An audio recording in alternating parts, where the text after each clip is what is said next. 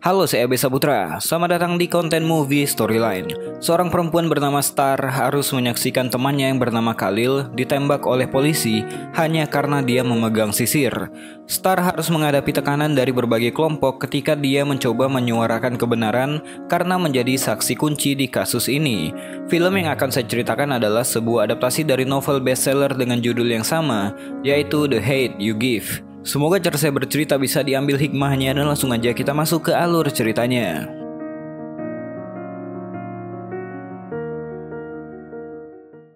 Film ini dimulai dengan adegan yang menyentuh hati di mana seorang ayah bernama Maverick menjelaskan kepada anaknya yang bernama Star dan abang tirinya yang bernama Seven tentang bagaimana cara orang kulit hitam hidup di Amerika. Mereka diajari gimana cara bersikap ketika suatu waktu mereka tanpa sebab ditanyai oleh polisi. Namun walaupun begitu, Maverick mengatakan kepada mereka untuk nggak lupa bahwa menjadi orang kulit hitam adalah kehormatan. Tinggal pahami hak-hak mereka dan juga menjaga harga diri sendiri. Star masih berumur 9 tahun dan Seven berusia 10 tahun, tapi mereka udah harus tahu nasib mereka sebagai orang kulit hitam. Singkat waktu, Star tumbuh dewasa. Keluarga ini tumbuh menjadi keluarga yang bahagia, tinggal di sebuah daerah bernama Garden Heights, lingkungan yang dipenuhi oleh orang-orang kulit hitam. Maverick mencari uang dengan membuka minimarketnya sendiri, karena dia dulunya adalah pengedar narkoba dan sekarang udah tobat. Star dan Seven dulunya sekolah di SMA Garden High, tapi karena sekolah di sana jelek banget, akhirnya Lisa, ibu mereka, memindahkan mereka ke sekolah elit di daerah Williamson. Masuk ke sekolah ini menjadikan Star nggak bisa jadi dirinya sendiri. Di sini, dia harus menjadi Star versi keduanya, menanggalkan kebiasaan-kebiasaan orang kulit hitam, mulai dari cara bicara, cara bergaul, bahkan cara menghindar dari konfrontasi. Cinta damai lah pokoknya. Di sini Star punya sahabat baik namanya Haley dan Maya yang selalu membelanya jika ada murid kulit putih yang mengganggu. Star juga punya pacar. Udah 6 bulan mereka menjalin cinta. Nama cowok ini adalah Chris.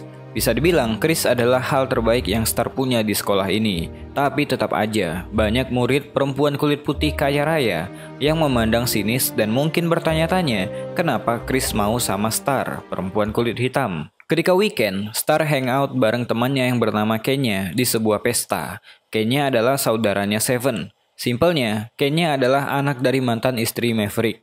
Walaupun begitu, mereka tetap berteman. Ketika di pesta itu, Star menyadari kehadiran Khalil. Dia adalah teman masa kecilnya Star. Bahkan neneknya sempat menjadi babysitternya Star waktu itu. Karena udah lama nggak ketemu, mereka pun jadi saling nanya kabar. Lagi asik ngobrol nih, di pesta itu malah ada orang yang bertengkar hingga terdengar suara tembakan yang mengakibatkan semuanya keluar dan pesta pun bubar. Khalil pun langsung mengajak Star untuk pergi menggunakan mobilnya. Di mobil mereka pun saling bercerita. Dulu Khalil adalah bocah miskin dengan pekerjaan yang gajinya kecil. Sampai ketika neneknya di PHK dari rumah sakit dan sakit kanker, Khalil harus mengubah profesinya menjadi pengedar. Sesuatu yang disayangkan oleh Star tentunya. Di situ Khalil juga menceritakan prinsip hidupnya yang terinspirasi dari Tupac, seorang rapper yang sering menginspirasi orang kulit hitam lewat lirik-lirik lagunya. Bahwa kebencian yang mereka terima ketika mereka masih kecil akan berbalik menjadi perlawanan ketika anak kecil tersebut tumbuh dewasa. Ketika di jalan, entah ada salah apa, mereka diberhentikan oleh petugas polisi. Star yang udah diajari Maverick dari kecil tentang cara hidup sebagai orang kulit hitam pun langsung menaruh tangannya di dashboard mobil supaya petugas bisa melihat tangannya. Cuma Khalil memang agak keras kepala dan gak mau melakukannya sampai akhirnya Star sedikit memaksa. Khalil gak mau menunjukkan SIM dan STNK-nya karena dia merasa dia gak salah apa-apa. Petugas ini pun akhirnya menyuruh Khalil keluar mobil. Star sempat ingin merekam kejadian ini tapi dia masih nggak berani. Ketika si petugas ini memeriksa SIM-nya Khalil, Star langsung mencari HP-nya yang jatuh dan jadi mengacak-acak mobilnya si Khalil. Melihat Khalil yang santai, Star mengingatkannya untuk tetap melakukan apa yang si petugas suruh. Khalil kemudian mengambil sisir dari dalam mobil dan si petugas ini malah menembak Khalil.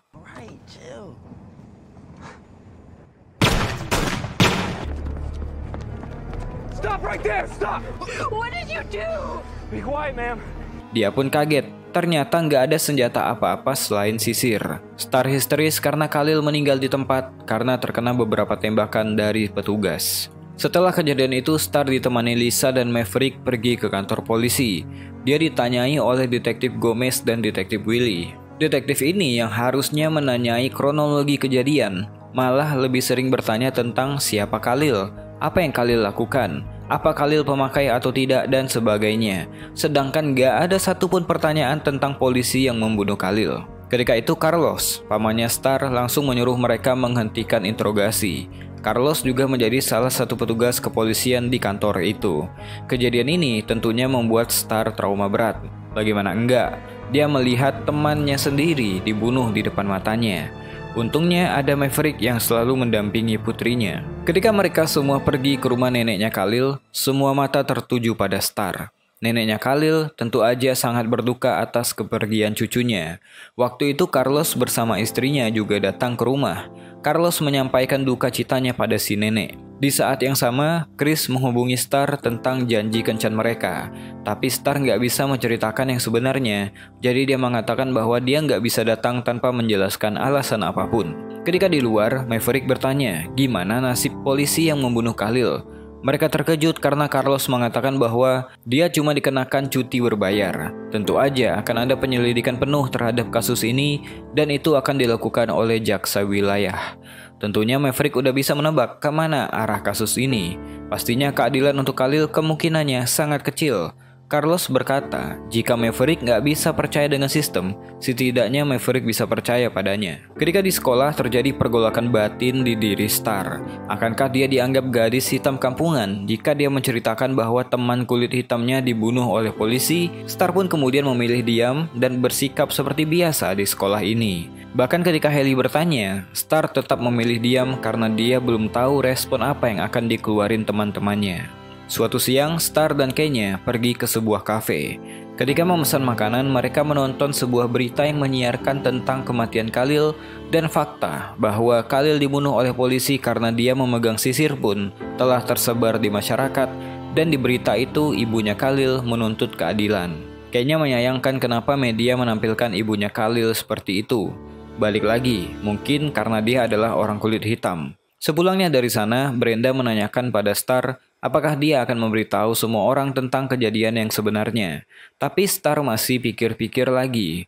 Di samping itu, orang tuanya melarang untuk memberitahukannya pada semua orang. Di saat yang sama, ayahnya Kenya yang bernama King datang dan menyuruh mereka untuk masuk ke dalam mobil. King adalah pengedar narkoba besar di daerah itu.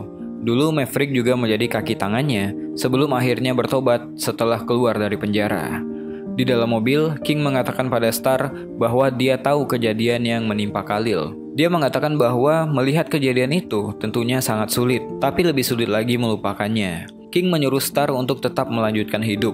Sesampainya mengantar Star, Maverick berbicara pada King, teman lamanya, tentang kehidupan mereka yang saat ini udah jalan masing-masing. Kemudian King menyarankan pada Maverick bahwa Star sebaiknya gak bilang ke polisi kalau Khalil bekerja padanya. Kalau enggak, Star bakal dapat masalah. Sebelum pergi, King menyuruh Star untuk melupakan kejadian itu. Di rumah, Lisa yang mendengarkan cerita dari Maverick menangkap bahwa King mengancam Star. Secara tersirat, King akan menyakiti anak mereka kalau Star memberitahu polisi tentang pekerjaan Khalil. Lisa pun mengajak Maverick untuk pindah demi kebaikan keluarganya. Tapi menurut Maverick, King gak akan mengganggu mereka seperti ketika dia memutuskan untuk tobat dari dunia narkoba. Hari itu adalah hari pemakaman untuk Khalil. Ketika Star bersiap-siap, Maverick mendatanginya. Star menceritakan tentang pandangan hidup Khalil, bahwa kulit putih akan selalu memandang kulit hitam dengan kebencian, bahwa hukum dibuat untuk melawan mereka, orang kulit hitam. Maverick mengatakan, kenapa orang kulit hitam banyak yang jadi pengedar? Karena mereka butuh uang. Tapi tanpa sadar, orang kulit hitam malah jatuh ke lingkaran setan. Menjadi pengedar memang seperti solusi untuk keluar dari kemiskinan. Tapi narkoba juga yang merusak generasi kulit hitam. Maverick gak mau mengulang kesalahannya. Dia ingin menjadi contoh yang baik untuk anak-anaknya. Ketika di gereja, Star gak bisa menahan tangisnya ketika melihat jasad Khalil terbaring dalam peti. Semua orang hadir dalam misa itu termasuk King dan keluarganya. Ketika itu pastor mempersilahkan seseorang yang ingin menyampaikan sesuatu. Seorang perempuan bernama April pun maju ke panggung. Dia adalah seorang pengacara dari Just Us for Justice. Dia menyampaikan bahwa kepolisian gak ada niatan untuk menghukum petugas yang menembak Khalil dengan adil walaupun ada saksi mata yang kredibel. Dia mengajak semuanya untuk melakukan aksi damai ke kantor polisi setelah misa selesai. Kata-kata April di atas panggung mengalirkan energi pada jemaah yang hadir untuk melakukan perlawanan demi keadilan. Violence, brutality. It's the same story, just a different name. Division is how they win. Unity is how they crumble. Sebelum kembali ke tempat duduk, dia menatap Star. Seakan-akan dia juga mengajak Star untuk ikut serta. Ketika selesai, di luar gereja udah siap, sekumpulan orang bersiap-siap untuk melakukan marching ke kantor polisi demi keadilan untuk Khalil. Karena khawatir aksi damai ini malah berakhir ricuh, Maverick mengajak semua anggota keluarganya pulang. Hal itu mengundang kekecewaan bagi teman-teman yang lain karena harusnya mereka juga ikut bergabung. Sesuai dengan prediksi Maverick, ketika berita menampilkan aksi unjuk rasa itu di TV, aksi damai itu malah berujung rusuh. Perlawanan terhadap polisi nggak bisa terhindarkan lagi. Berita itu juga menarik perhatian Chris untuk mencari tahu apa yang terjadi. Dia langsung menelpon Star untuk menanyakan apakah Star dan keluarganya aman atau tidak. Di saat yang bersamaan, rumah mereka kedatangan tamu. Ternyata itu adalah April. Kedatangannya ke sana untuk mengajak Star berbicara. April menjelaskan kesaksian Star akan bisa memberatkan dakwaan terhadap Brian, petugas yang menembak Khalil, supaya dapat ganjaran yang setimpal. Itulah sebabnya Star harus tampil di semua tempat, baik itu di TV, di media sosial, atau di jalanan. Maverick setuju, tapi nggak buat Lisa. Dia nggak mau kesaksian Star malah akan membahayakan anaknya. Mendengarkan hal itu, April pun gak bisa ngomong lebih banyak lagi. Sebelum April keluar, Star menceritakan pengalaman pahitnya dulu, bahwa waktu kecil, sahabatnya yang bernama Natasha pernah tewas ditembak orang, yaitu salah satu anggota dari King. Mungkin mereka menghalangi jalan atau apa, yang jelas tembakan itu menewaskan Natasha. Sebenarnya Star tahu pelakunya, tapi waktu itu dia diam. Saat ini dia harus dihadapkan dengan kondisi yang sama, dan dia bingung mesti ngapain. Mendengarkan cerita itu, April kemudian mengatakan bahwa Star bisa memanggilnya kapanpun jika Star berubah pikiran. Ketika di sekolah, Star kaget karena sekolah diliburkan. Dia tambah kaget lagi ketika mendengar bahwa para murid akan keluar untuk menjalani aksi protes Justice for Khalil. Tapi yang dilihat Star bukanlah kepedulian, melainkan hanya alasan bagi para murid ini untuk bolos sekolah, untuk nggak ikut ujian matematika, atau hanya untuk have fun di luar, dan itu membuat Star muak. Star kemudian menelpon Carlos untuk menjemputnya di sekolah. Kemudian Carlos mengantarkannya ke rumah sakit tempat ibunya bekerja. Dia mengatakan pada ibunya kalau dia akan bicara untuk Khalil. Jadi pada malam itu, mereka pergi ke stasiun TV didampingi oleh April. Star diwawancara dalam sebuah segmen, tentunya dia berbicara secara anonimus dengan wajah yang dikaburkan. Sayangnya ketika wawancara, Star terlalu digiring untuk menceritakan siapa Khalil daripada kesaksiannya, hingga Star pun mengatakan bahwa Khalil terpaksa menjadi pengedar di bawah seorang pria bernama King di daerah Garden High. Tentu saja, King dan keluarganya juga menonton di rumah. Tapi setelah itu dengan berani Star memotong dengan membelokkan arah pembicaraan ke kejadian penembakan. If Officer McIntosh were sitting here now, what would you say to him? I'd ask him if he wished that he shot me too. Setelah selesai, mereka sekeluarga pergi makan malam di luar. Lagi asik-asiknya bercengkrama, Star melihat King dan para anggotanya menunggu mereka di luar. Maverick pun langsung ambil sikap. Dia kemudian keluar dan langsung berkonfrontasi dengan King. Tapi sebelum pecah, mereka pun pergi karena ada polisi yang datang. Tinggallah Maverick sendiri. Polisi ini langsung menuduh Maverick bertransaksi narkoba, kemudian menggeledahnya. Tentu aja nggak ada apa-apa di pakaian Maverick. Walau Lisa memberikan tanda pengenal Maverick pun, polisi masih nggak mau melepaskannya, sehingga terjadi perlawanan yang diberikan oleh keluarga Maverick. Star juga mengeluarkan HP-nya untuk merekam. Begitu juga dengan semua orang di restoran itu. Put that down now. I have a right to record this. Yeah, we see y'all and all these cameras do too. Go on and show everybody how y'all really treat us. Maverick pun kemudian dilepaskan dan mereka memutuskan untuk langsung pulang ke rumah. Sesampainya di rumah, Star mengatakan penyesalannya. Harusnya dia tetap diam dan gak perlu tampil di TV. Maverick pun kemudian menyuruh semua anaknya untuk berbaris di halaman. Maverick kembali menanyakan hak-hak mereka sebagai orang kulit hitam. Pelajaran yang dari kecil, Seven dan Star dapatkan. Point 7 of the 10-point program. Say it. We want an immediate end to police brutality. By what means? By any means necessary. By what means? By any means necessary. So why you gonna be quiet? Maverick mengatakan, jika Star siap untuk bicara, maka bicaralah. Jangan biarkan orang lain membungkam dirimu, kata Maverick. Ketika Star lagi main di rumah Maya bersama Hailey, mereka menonton TV dan di sana ada berita tentang Brian. Di situ, narasinya terdengar terlalu memihak Brian. Dikatakan bahwa isu orang kulit hitam tempat Brian ditugaskan memang terkenal dengan kekerasan, pembunuhan, dan narkoba.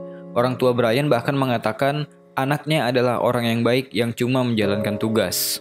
Hailey yang mendengarkan berita itu pun mengatakan keprihatinannya pada Brian. Kata-kata yang membuat Star nggak habis pikir. Bisa-bisanya Hailey berkata seperti itu dan membela Brian dibandingkan Khalil yang katanya dia bela di aksi protesnya kemarin di sekolah. Terlebih lagi Hailey mengunfollow sosial medianya Star dikarenakan Star mulai memposting ketidakadilan terhadap orang kulit hitam. Mereka pun berdebat dan mulai hari itu pertemanan mereka jadi renggang. Di lain hari, suatu siang, Star menceritakan kepada Lisa ibunya kenapa dia dan Hailey bertengkar. Padahal selama di SMA, Hailey adalah salah satu teman baiknya selain Maya. Lisa mengajarinya untuk enggak terlalu memikirkan masalah itu. Lisa menyuruh Star untuk memaafkan temannya dan melanjutkan hidup seperti biasa.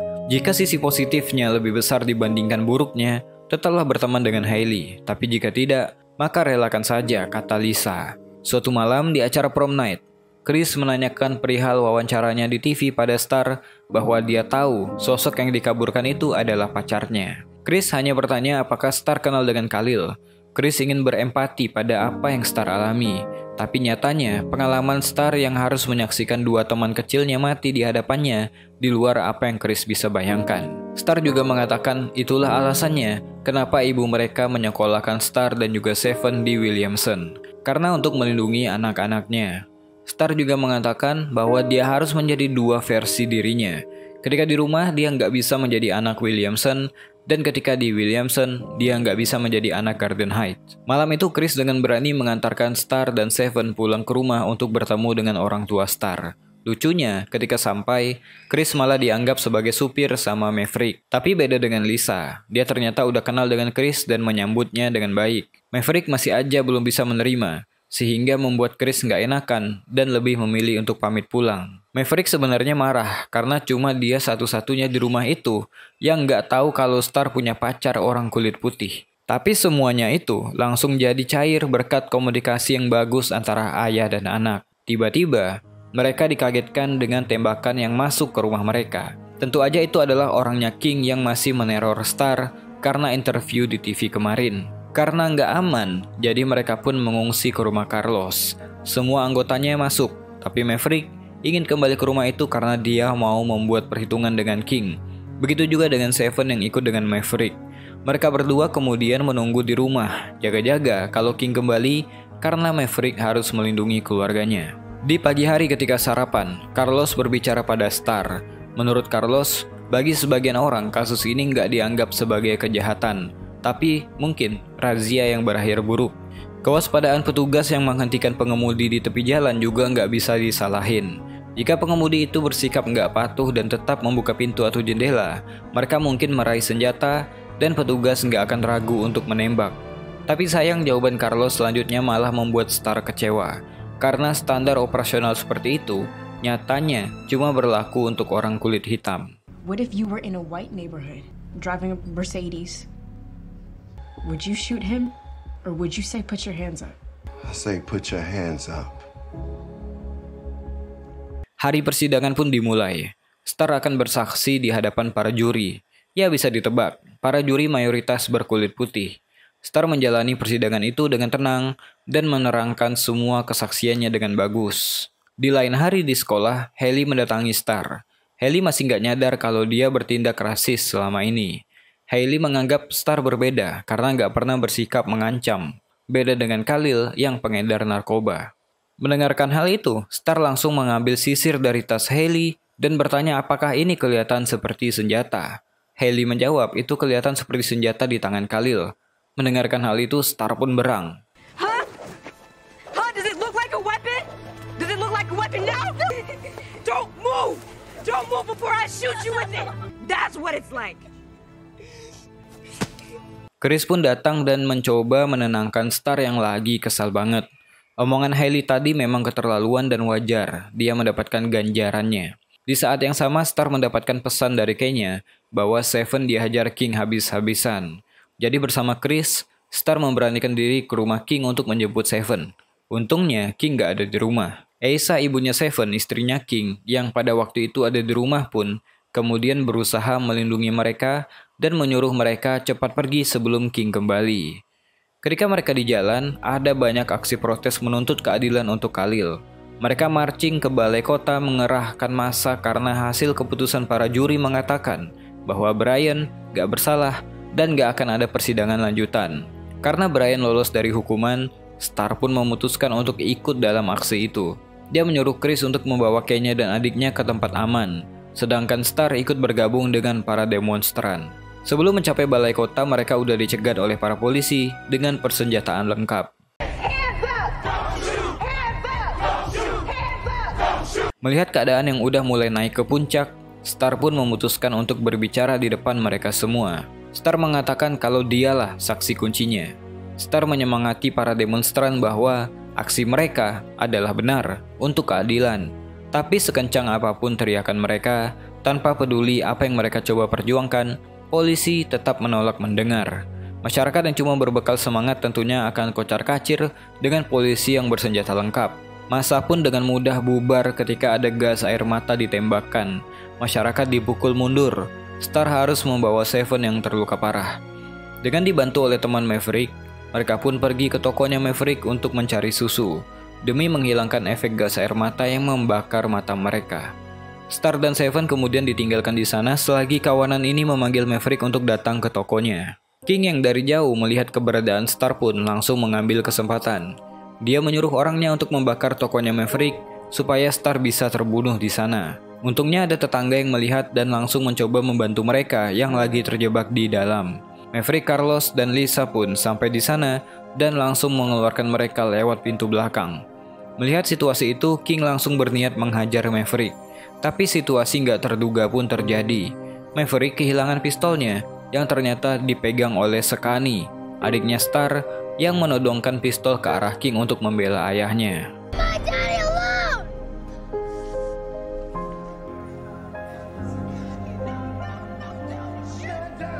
Dan Star pun langsung gerak cepat dan gak mau sampai polisi menembak adiknya.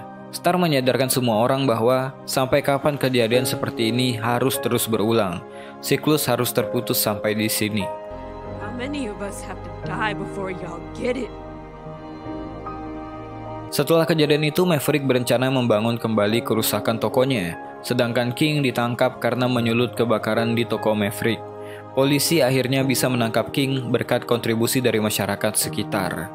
Garden High pun jadi lingkungan yang aman semenjak King ditangkap. Seven berhasil menyelesaikan SMA-nya dan bersiap-siap masuk kuliah. Ngomongin cerita rasisme pasti akan selalu ada setiap hari, tapi sebenarnya bisa kita hentikan dengan memutuskan siklus ini. Tugas kita lah para pemuda yang membuat perbedaan. Pendapat apapun yang kita punya, platform apapun yang kita miliki akan sangat berguna jika kita gunakan untuk mengedukasi. Pendapat kita, suara kita, pengaruh kita mungkin akan dapat menginspirasi satu generasi bahwa nggak ada satu ras yang dianggap lebih tinggi atau lebih baik. Karena rasisme hanya akan melahirkan rasisme. Mungkin itu aja buat video kali ini. Saya Abis Saputra, to be continue. Jangan bosan jadi orang baik.